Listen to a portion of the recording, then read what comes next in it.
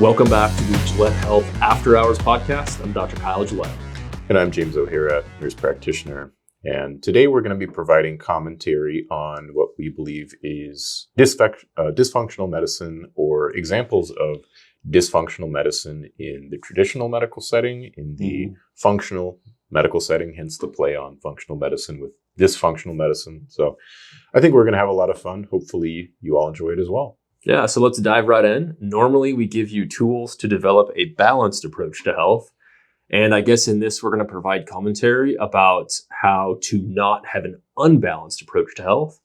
Last week, actually, I got a notification from an insurance company. It was affiliated with a service called Express Scripts, if any of you are familiar with that.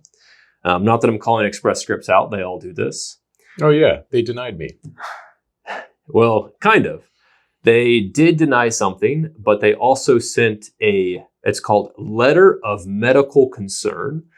So of course, being a discerning provider, I said, well, let's hear them out. Let's see what they brought up about this particular patient.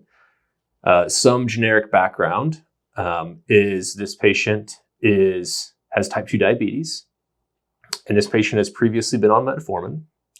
So this patient would meet criteria for a GLP-1 receptor agonist, and apparently had not been diagnosed with type 2 diabetes as far as the ICD-10 code, but was a known diabetic.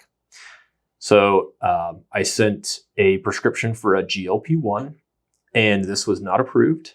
And instead, the letter of medical concern, instead of saying, we are concerned this patient is not on a GLP-1 yet because the latest A1C was 7.7, said this patient should be on a statin. And as people know, I am certainly not anti-statin, but I thought that it was ironic that they would not cover that medication. Instead, I feel like they should have the letter of medical concern, because this patient actually went to the pharmacy and paid out of pocket for the GLP-1. They are not cheap. So you're welcome, pharmaceutical company. You're welcome, CVS.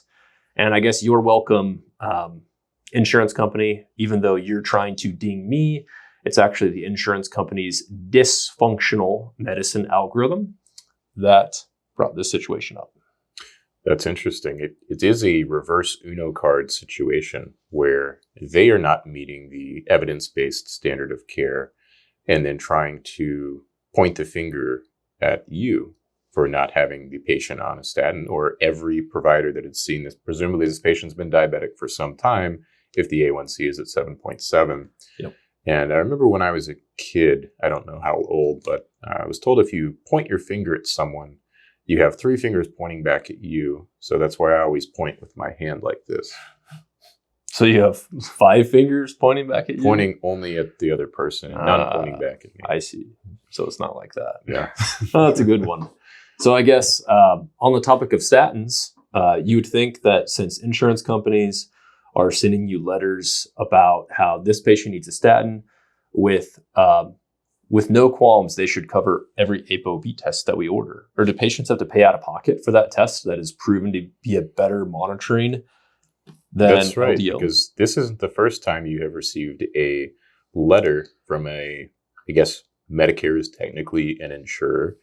Your experience in ordering ApoB tests, which I probably wouldn't be aware of if we weren't, reading the journals, if we weren't following other podcasts where this is mentioned time and time and time again. But going back like several years ago now, you had made it sort of a practice to order an ApoB test because they're the accepted standard of care in Europe, in JAMA cardiology, in lipidology. It's a much more accurate and reliable predictor of who's going to have a future cardiovascular event. So what happened when you started ordering these tests for patients?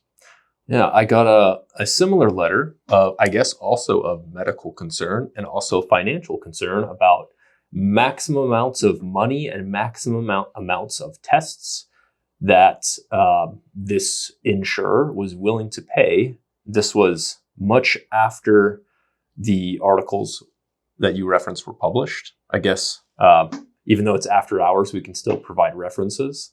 A lot of times in our posts, our listeners or followers say, well, where is this source or where is this reference? Documents. Yeah, where's the documents? And a lot of times, if you just listen to the podcast, then we'll note the documents. The article from JAMA Cardiology, I believe it was published in November of 2021. And I think it was a Dr. Alan Snyderman published. But there was a whole bunch of authors. The title was "The Debate is Over. ApoB is better than LDL for monitoring, blah, blah, blah." So the standard of care is set, but they don't cover it, but they still want to make sure that, I guess, instantly after your diagnosis, you're on a statin, because that is somehow an acute med. So I think that's all I need to say about this. It was a bit dysfunctional, and there's a lot of cognitive dissonance among the insurance companies and what they're willing to pay for. Yeah, and there's a lot of pointy fingers. Why is the cost of healthcare so high? And there's a lot of moving parts there. Maybe we dive into that another time. Yep. But having the idea of algorithmic medicine, that's definitely the way that insurers, at least for their first line, they just follow a simple yes or no. This medication is preferred or not preferred. Another example that we basically jokingly came up with, because we're discussing patients and go to a dermatologist, you're losing hair, they say, oh, hey, take some biotin. This is something that's in every health blog, experts all over, biotin for hair. And this actually happens. We have patients that this happens to. Yeah, it's probably half a dozen or more where people are taking a biotin. And this is one that is particularly important because it can affect your TSH, and I believe a couple of other lab numbers as well. But is known to raise the TSH a bit. I actually saw an article on this many years ago, back when I was doing my nurse practitioner program, and kind of just made it a point to discuss with people when they're getting their thyroid check, prior to getting their thyroid check, make sure that they're not doing anything that's going to give us a skewed result. So this algorithm would be starting biotin for hair loss. Then you check the patient's TSH. The TSH is high, so you start them on a thyroid med. A uncommon complication of thyroid medication, but a more common complication when it's given unnecessarily, is an arrhythmia called atrial fibrillation. So the patient goes into AFib. And then because they're in AFib, you want to start a beta blocker, such as propranolol, or I assume any other drug that ends in lol, right? Anything ends in lol, stanozolol. That would be, that's probably the best beta blocker. It makes people feel good instead of making them tired like metoprolol does. Yeah, much better than metoprolol. So I think a select few of our audience will like that. But unfortunately, the stanozolol would probably aggravate that hair loss. Probably would, given that it's a synthetic androgen. Yeah. But the take home is now they have these substantial health problems, and they're less worried about their hair that was lost.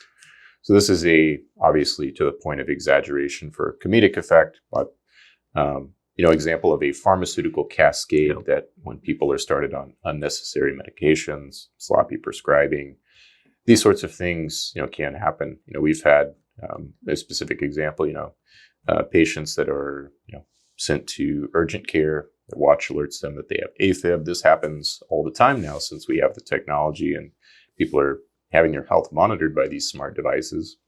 And sometimes the urgent cares do a great job and get these people anticoagulated and appropriately referred. Sometimes the urgent cares put people on the wrong rate control medications and even the wrong anticoagulants. So, like aspirin, which is an antiplatelet and not an anticoagulant. Yes, not effective for stroke prevention in AFib. Correct. A couple other notes: the biotin in your multivitamin is not a high enough level to cause an elevation in TSH. And I guess on that note, shouldn't every patient with a TSH of 2.2 or above be started on exogenous thyroid replacement because it's associated with all-cause mortality if your TSH is above 2.2? Well, it depends. I wouldn't start it just above a TSH of 2.2. What you want to do is get a really thorough workup.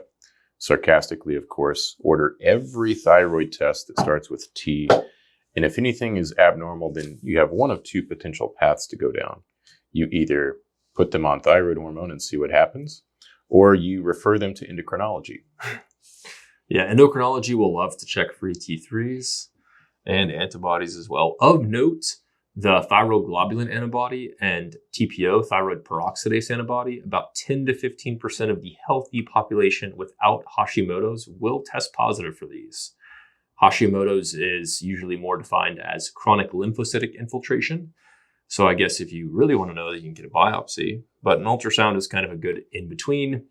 But yeah, especially a lower titer of one of those antibodies is not a slam dunk case of, like pre-hypothyroid Hashimoto's. Yeah, particularly if you have values that are euthyroid, so meaning normal TSH, normal T3, normal T4, and contrary to popular belief, these reference ranges are not based on only sick, obese individuals. These are kind of healthy people within a population that they're based on, and they are broad reference ranges. Yep. And there are always individual differences in how people respond to different hormones. But in general, I think that's a good pearl for people, because a lot of people are seeking healthcare outside of the traditional medical environment because they do want more, substantial testing, a more thorough workup, more time. If there's an option for a non-invasive diagnostic test, like blood work is minimally invasive, thyroid ultrasound would definitely be preferred prior to a thyroid biopsy, then that's an important point to raise with whoever is managing your care and your potential thyroid workup. Yeah, those are great points. Also, if there's an individual who is euthyroid, who is not actively at risk of other complications from thyroid disease, they have an ultrasound with maybe one tiny nodule that doesn't need follow-up, then you don't necessarily have to do anything with those patients, especially if they don't want to. Just counsel them regarding the risks and the benefits and the chance of progression of something like chronic autoimmune thyroiditis, presuming that it's that. On that note, I guess we are secret lovers of functional medicine and the science behind true functional medicine. I know we've done a podcast with Amanda Morris, another one of the nurse practitioners that is kind of a thyroid expert and gut health expert. And we certainly get a lot of referrals from other functional medicine providers, both physicians and nurse practitioners, and actually chiropractors and naturopaths as well. And some of the referrals, especially from certain clinics, have a recurring theme. And patients tell me, yes, I saw Dr. So-and-so or nurse practitioner so-and-so, and they're not sure what's wrong. They've narrowed it down to two things. And there is a 99% chance it is one of these two things. It's either heavy metal toxicity or tick-borne illness. And if it's a different functional medicine provider, it's either mold toxicity or tick-borne illness. So we could call this the functional triad, because these are three things that are very commonly discussed and diagnosed, perhaps overdiagnosed, likely overdiagnosed in functional medicine practices, because when a traditional workup doesn't reveal an underlying problem, then sometimes providers are incentivized to grasp at things that are not really there, which is not a great business model. I mean, it's a business model, but it's not great for patients or the reputation of functional medicine, which means we're not really sure what it means at this point. It means a lot of different things, but true functional medicine is heavily grounded in evidence, or should be. The root cause, finding the true root cause and addressing the true root cause where possible. And we don't need to go into the strengths and limitations of testing for these various conditions, heavy metal, tick-borne illness, and mold toxicity. And yes, we both certainly do have patients that do have these pathologies as well. Part of that is selection bias. So patients that select us are kind of often even more far down the, dysfunctional medicine algorithm. They've seen multiple, not only conventional medicine providers, but alternative medicine providers. And I wouldn't even say that we necessarily prefer patients like this, but we are happy to help anybody that might seek out our services. So yes, that we're not trying to invalidate someone who does have one of these pathologies, but we've very consistently seen this as a common theme among people who go to those clinics. Just like if you seek out, say, a fibromyalgia specialist, you might end up with a fibromyalgia diagnosis. It's similar to that. Yeah, and the chronic Lyme is interesting because this is actually an infectious disease, technically. I suppose mold toxicity is a bit of an overlap between either infectious pathology, because certainly you can get fungal lung infections, Yep. versus a mold allergy that's causing the symptoms. But chronic Lyme, it'd be interesting to listen to an infectious disease physician who is well versed in this area, perhaps even on this podcast at some point. And the heavy metal toxicity is interesting because if you are seeing a functional medicine provider, just run of the mill, probably going to be on quite a few supplements, and it almost like methylfolate makes it more of a reasonable test to order because you're taking a bunch of supplements which may or may not be contaminated with heavy metals. Yeah. So the more supplements you are on, the more high yield of a test heavy metal toxicity is. I have seen cases that have true heavy metal toxicity, often mercury, where you see that enzymes that are cofactored with selenium are interrupted as well, even hematologic abnormalities. And I have seen cases where I think one of the main causes is that they were on really high doses of methylfolate and methyl B12. Those can aid in the release of mercury systemically when your body kind of naturally sequesters them off. And also cases of people that are perhaps unnecessarily avoiding oxalates like the plague. And oxalates are going to chelate and help bind up heavy metals in the gut and good metals too. So there's obviously a balance. But both of those cases we have seen. A couple of other red flags, and these are interesting because they're on two complete ends of the spectrum. So you have providers who order every single test. So this isn't like a $200 or $300 panel. This is people who are paying thousands of dollars for lab testing. Yep. And that is quite extreme. And then on the other end, you have people where you don't need any lab testing. You're treating the patient, not the lab values. We had some fun this morning taking some hormone quizzes because this is supposedly a way to tell whether you have a cortisol issue or a testosterone issue, or an estrogen issue, or a progesterone issue. I'm sure there's ones out there for other hormones like serotonin and dopamine as well. Yeah. But it was really interesting. What happened whenever you and I took the test and answered it differently? Yeah, so we got the exact same result when you took the test, when I took the test, when my wife took the test. Very different situations, but the exact same result. The result is just take my quiz, which if you answer it carefully, that could take a solid 5 minutes. And they give you an email to buy their program with no information whatsoever. This is infuriating, and really it's not acceptable because it's advertising the quiz almost like a PHQ-9 or a GAD-7, and it's like, this is a service, they could have at least put an Adam or an Eve questionnaire there. Mm-hmm. And something validated. Yeah, and it's just trying to play into the sunk cost fallacy, which you've already sunk 5 minutes of your time into this. So you might as well just pay my small fee and get my program that tells you to stop eating. Yeah, it's going to tell you to stop eating meat. So. Yeah, and I actually went back and did this a second time. I said, well, the only thing I'm going to click this entire quiz is high cholesterol. And turns out I had hormone dysfunction and I needed to take the course still. So yeah, very disappointing. And I think this is, even if you had like a validated questionnaire there, say it's an Adam or an Eve, the Adam questionnaire, like if someone has sleep apnea or hypothyroidism, they're going to hit some of those marks and be like, oh, look, the quiz says you have low testosterone. When in reality, the lab testing may show subclinical or true clinical hypothyroidism, or they could have signs of sleep apnea, insulin resistance, they snore, they stop breathing in their sleep, they have an elevated red blood cell count. Those are things, it should be a diagnosis of exclusion, not like take this test and then, okay, here's the treatment. Yeah, and most validated tool questionnaires are that way. By the way, validated tools are usually validated against things like biobanks. This is something that has been studied well. And usually if it's screening, you want there to be high sensitivity and relatively low cost. Now there's obviously other things that are not screening that do not have those two things, and they can be applicable.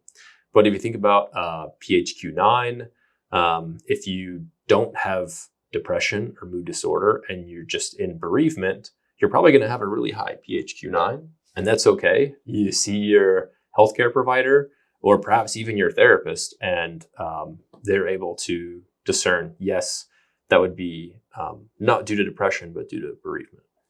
Yeah, it's almost like you need to have a thorough history that's taken around the answers of a quiz before you can tell someone what the treatment would be, or whether this is something that would deviate back to the mean because you're under a lot of stress.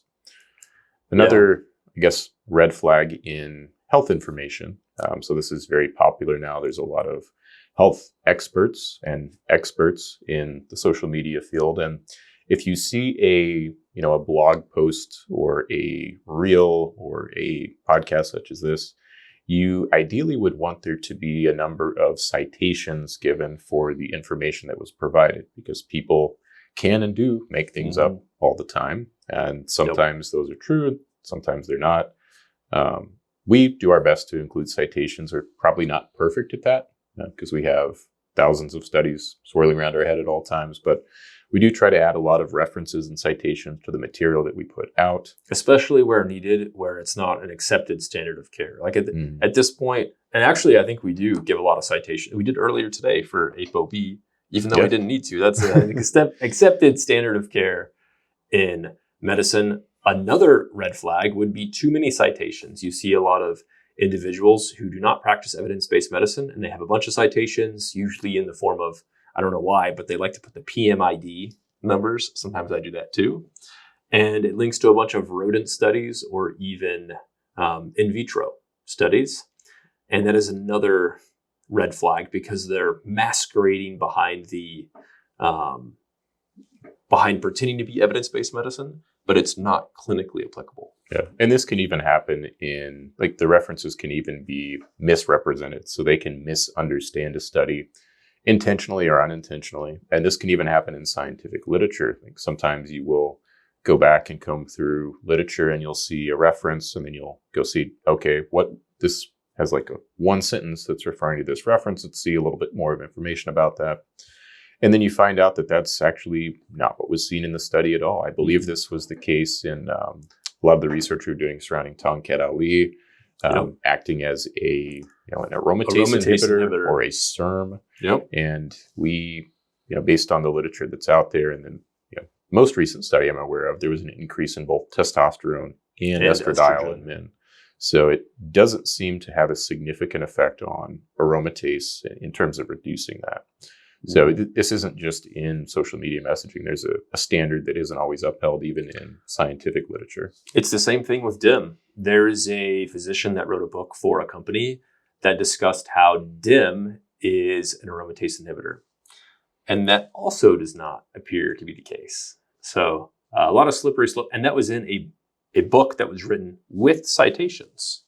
Citations, you say? Yeah, the false citations.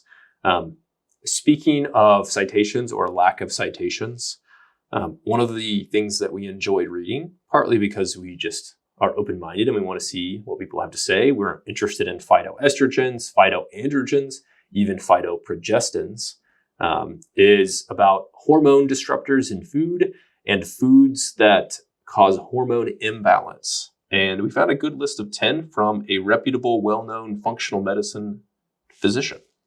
Yeah, and there's dozens of these individuals. These are very popular social media posts and reels. If we made a reel that was my top 5 foods for hormone balance or optimize your hormones or to lower inflammation, top 5 lists, top 10 lists, they're all very popular. Yep. So a few of these we gathered and put in the list here.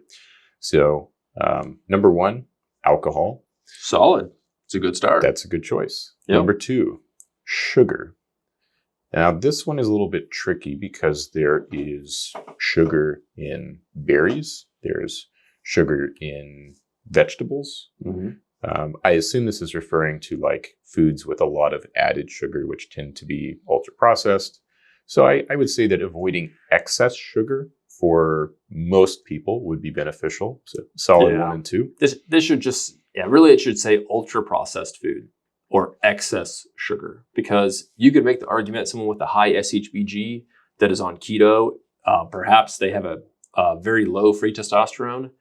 The lack of carbs or the lack of sugar is actually causing their hormone imbalance. Yeah, this was an interesting discussion in the lean mass hyperresponder circle. So the established causal role of LDL in atherosclerosis, in theory, you would improve one of these individuals' health by adding something like 80 grams of sugar per day to their diet, because then their LDL would go from 300 to a more reasonable range, maybe 120, 130. Probably not ideal still, being on a like primarily meat and sugar diet. Yep. But it's an interesting discussion. So sugar is not going to 100% have a negative impact on someone's health. And as we say all the time, the dose makes the poison. Yeah.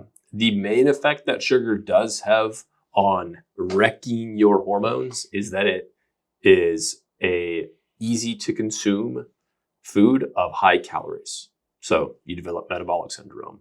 And the same correlation could be said of artificial sweeteners. But in some cases, artificial sweeteners are going to, they're not calorically dense, but people who tend to consume artificial sweeteners tend to have metabolic syndrome. So let's say you ask, you send out a questionnaire to 100 average or 100 random Americans. Those that consume over a certain threshold of aspartame will probably have low testosterone, but those are also probably people of class 1 or class 2 obesity. And that's probably why they're trying to consume these artificial sweeteners. Yeah, and it was a really interesting position. I think a lot of people talked about this recently, where the World Health Organization put out a statement sort of against artificial sweeteners. And artificial sweeteners are certainly, if you have someone eating 100 grams of sugar per day or replacing that with an artificial sweetener, overwhelmingly, like going from drinking regular Coke to a Diet Coke is going to be a positive swap. So when we demonize so many things that are like steps in the right direction for people, it kind of disincentivizes people to change at all, I think, in some cases. Not all cases, but I think there is some, like, creates even more confusion. This is a good place to plug our future non-nutritive sweetener or low nutritive sweetener podcast. I think we've done carbs, proteins, fats, and maybe fiber. So that is a future one coming up. The next two on the list are gluten and dairy. And yes, the gluten protein, which is the protein from grain, can bind the mu-opioid receptor, especially in high amounts, but mostly in the gut. That can cause GI distress. Casein protein from dairy can do the same. And the two do have the potential to increase prolactin at very high doses. But for the average person, this is just not the case. Yeah, and it's interesting because we have a graph of the foods that people are most commonly consuming. And the outrage against dairy is a bit unwarranted, because if you look at the statistics, I think My Plate recommends 2 to 3 servings of dairy per day as part of a balanced diet. And most people are eating substantially less than that. I think it's something like 80% of people are eating very little dairy. So from a climate perspective, from a health perspective, it doesn't seem like, even if dairy was terrible for people, it's not causing harm because most people aren't eating it. You could say the same for whole grains. If like 5% of people eat the recommended number of whole grains, probably why people are getting 10 or 15 grams of fiber in per day. Now, gluten is still going to be present in refined grains, but I think that whole grains take a lot of the blame for the refined grains that people tend to enjoy and overconsume. Yeah. The next is caffeine, and I do feel personally attacked because every time I chat with my friend Andrew Huberman and on multiple other podcasts, people always ask me about caffeine, both for hair loss, its nootropic effect, but I'm often asked specifically about its hormonal effect. For example, growth hormone, androgens, estrogens, cortisol, your main glucocorticoid, and there is no significant hormonal effect one way or another. Yes, it does shift where your spike of cortisol is, but it is not going to give you high cortisol or give you low cortisol, give you adrenal fatigue, lower your testosterone.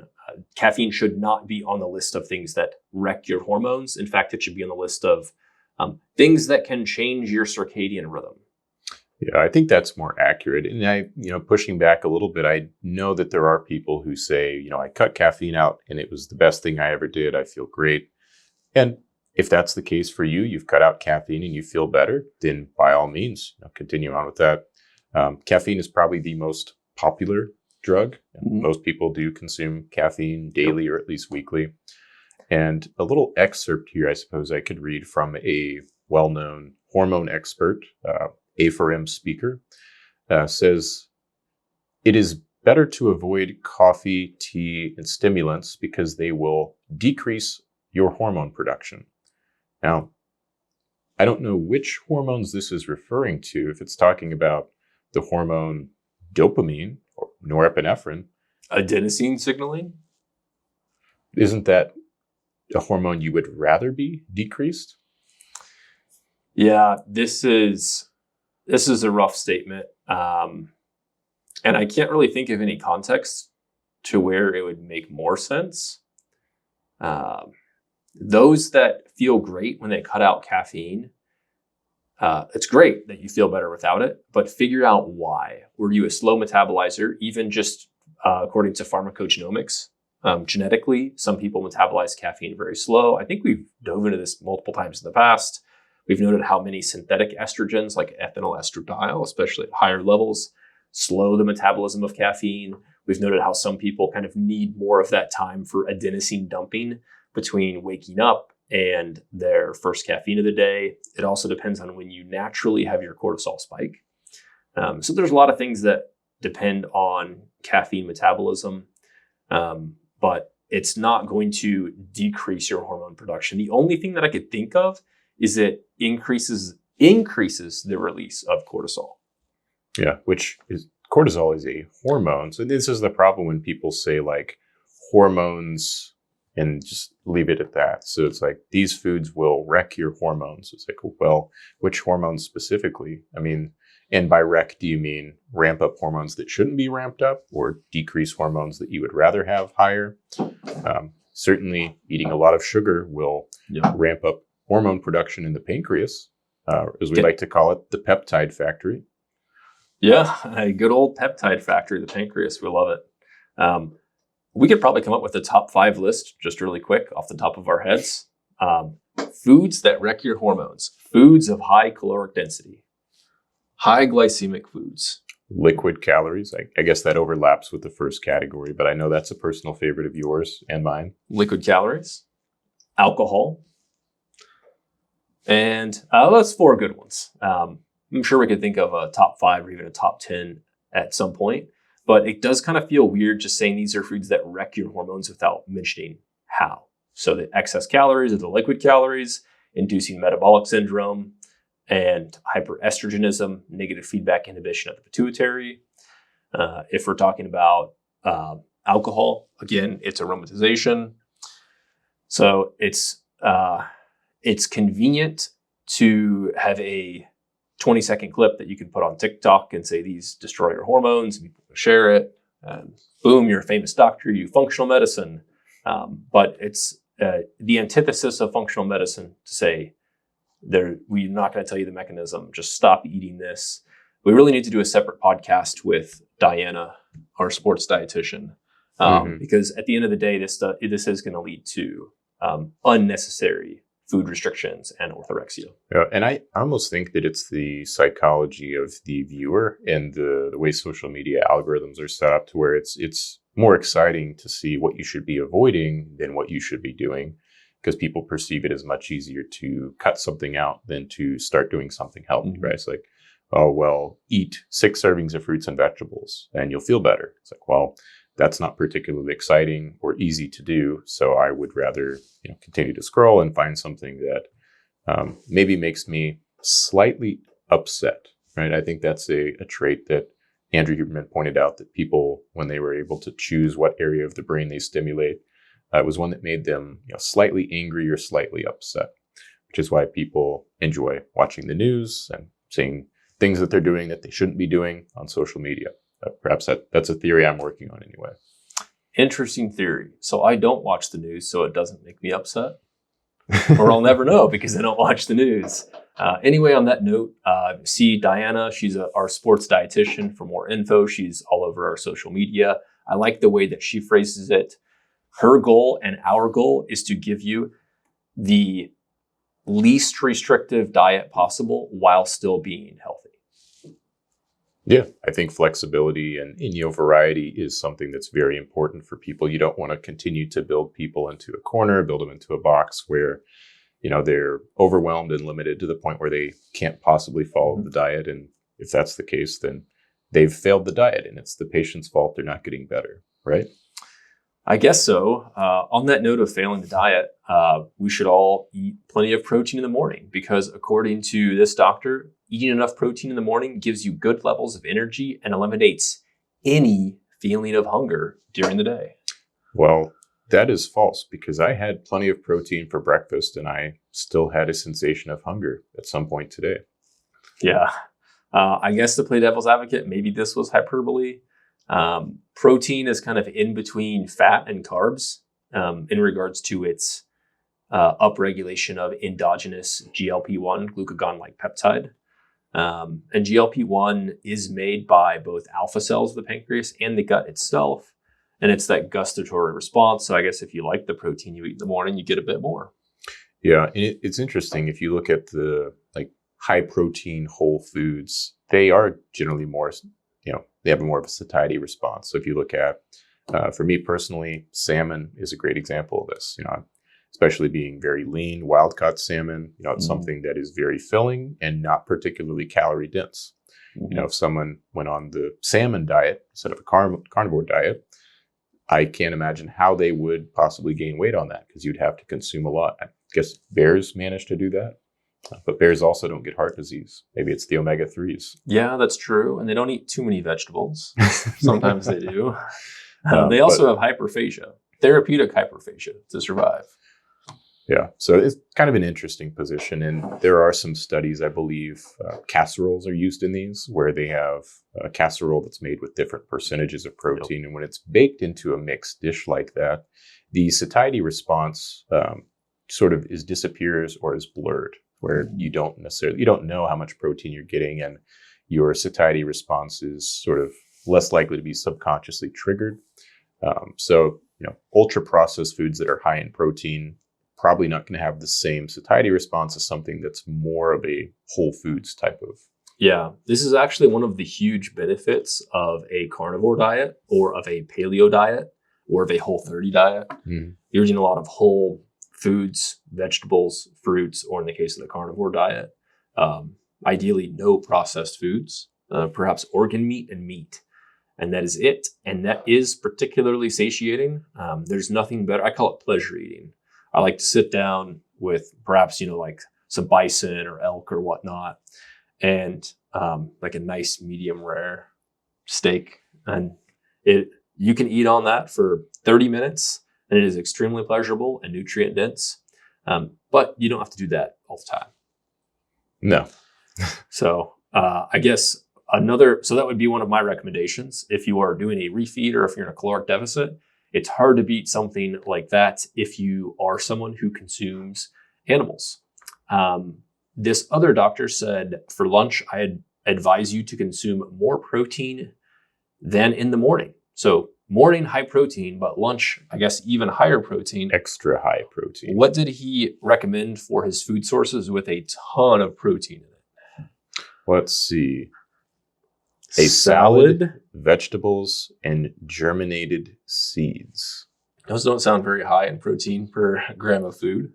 I guess it would be a very large lunch. I would probably feel bloated if I was getting 40 grams of protein from those sources. Yeah. So we should note that if you are not someone who eats a lot of vegetables, if you are going on a health kick or a health phase, add them in extremely slowly. Just like and obviously don't try to teach yourself this. If you are trying to teach yourself to drink a half gallon of milk a day or a half of a fifth of whiskey a day, and again, no need to teach yourself either one of those, then you are going to add that in very slowly because your body and your gut needs to develop the enzymes to be able to metabolize it.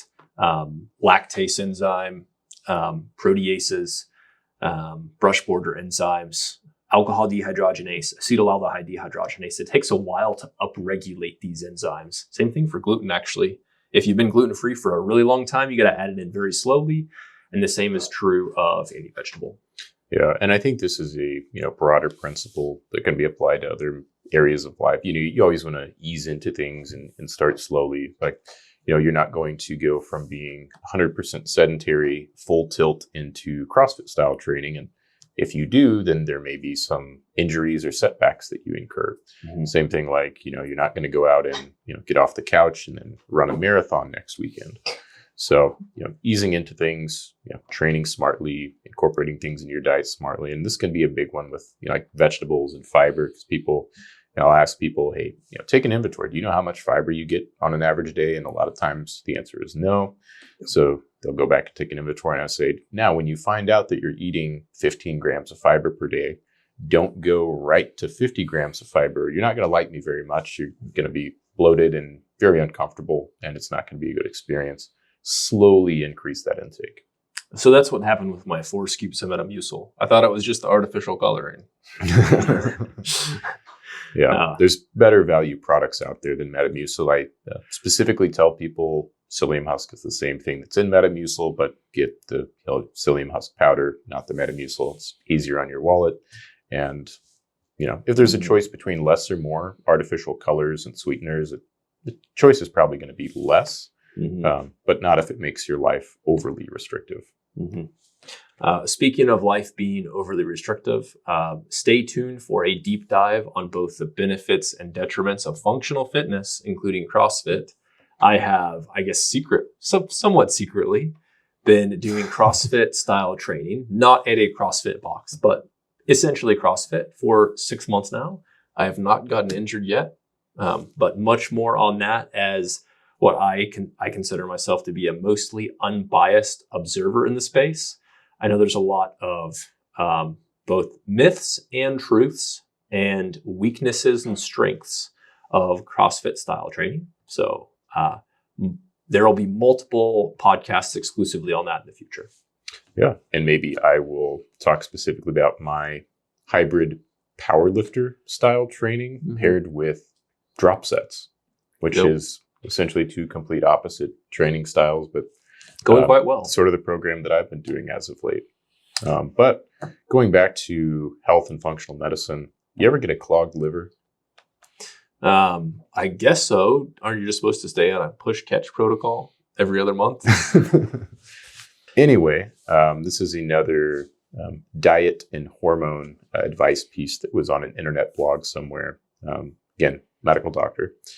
Says avoid eating in the evening specifically. Avoid eating protein. Otherwise, the liver will be clogged with amino acids and will turn less inactive thyroid hormone, T4, into active hormone, T3. And if you're confused by that statement, then we are too, because we debated multiple various potential mechanisms of this, and there doesn't seem to be a great founding. Yeah, I would be very surprised if any of my patients were avoiding protein in the evening, dinner, and I have yet to see someone who has a low T3 where we trace the root cause back to eating protein with dinner. Selenium, very important. Not too much, not too little iodine, very important. Enough boron, fairly important. Metabolic health, particularly important. Potentially consuming less protein, especially less methionine and less leucine in the evening. Also potentially important, especially for the like neoplastic risk or cancer patients because of their action on mTOR and cell turnover.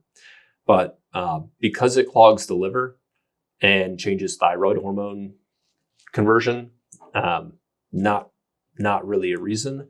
Of note, if you're in a significant caloric deficit, you might also see that effect with thyroid hormones. And if you're in a state of low androgens, you also might see low free thyroid hormones in general, high total to free ratio. but not necessarily from this. Also, I guess for all of the patients, or apparently the entire country that's on Ozempic or other GLP-1s, you can get clogged hepatobiliary pancreatic duct systems from that, especially the biliary. So, yeah, that's very true and important for people to talk about and think about when these things are marketed as having no downsides on the TikToks and Instagram. If anything, you would say consuming high amounts of fat, you're more likely to have a gallbladder attack or a liver attack. Yeah. Also, taking synthetic estrogens, higher risk of a clogged liver. Yep, definitely true. You think of female in the 40s, obese, fertile, lots of estrogen. If you've been pregnant, yep, your estrogen is 20,000 instead of 200. So that can definitely make a pretty big difference. Yeah, I think that's about all we have for today. Maybe we'll end with a story of some dysfunctional medicine in a traditional medical setting. So this goes back to when I was going through training or orientation at a hospital many years ago, working as a registered nurse, an RN. And this story was told in every orientation period, just as a reminder to always double check if something doesn't seem right or there's any uncertainty about a order. So the setting is an emergency room, and the medication in question is dexamethasone, Decadron. This is a corticosteroid. Very common to give this in emergency settings for respiratory issues, asthma attacks, things of the sort. Yep. And the order was for the liquid solution, the IV solution of dexamethasone. And the physician wanted it given orally. So, this medication is like basically most IV medications, because they're in some sort of solvent, they're going to taste very terrible. So the physician order was to mix with applesauce.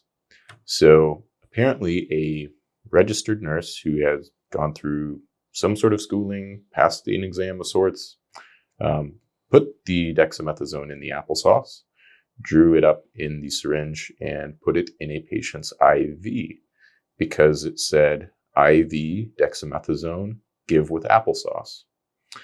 And that's the story. Yeah, pretty disappointing story, kind of sad. Dexamethasone, definitely a common medication. You could have a lot of takeaways from this. Yes, it does come in an elixir and other forms. And fun fact, elixirs do have alcohol in them. Even the dexamethasone elixir that we give to 2-year-olds, just obviously like relatively small amounts, but it does have percentage, has a lot of alcohol. But yep, you always want to have not only computer algorithm checks and balances, you want to use your critical thinking skills in order to avoid situations like that from happening. I can't imagine being a medical resident, or especially an intern, and having you as an RN. That would be that would be terrifying. First day of residency, congratulations, you have James as your RN. Don't make any mistakes. He's going to know it. Can't imagine being what if this was an emergency medicine resident and you're thinking, oh, I'm going to make this patient's life a little easier. They're not going to have to taste this alcohol, this jet fuel of a drug. I'm just going to give them this liquid orally. Maybe they couldn't take pills, for example. Yeah. And then your nurse comes to you and is like, their arm doesn't look so good. And they're like, oh, what's wrong with the arm? No, after I gave them the dexamethasone. And you said, what? And imagine that being your patient. That is hard to imagine. Very hard to imagine.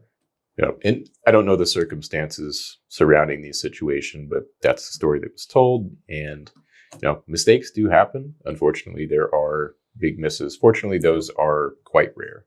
Yeah. Even though it's not a particularly happy note, I think that's time for us to end the After Hours podcast for today. Hopefully you've learned some things to do and some things not to do, and also been entertained. As always, may God give you health and happiness.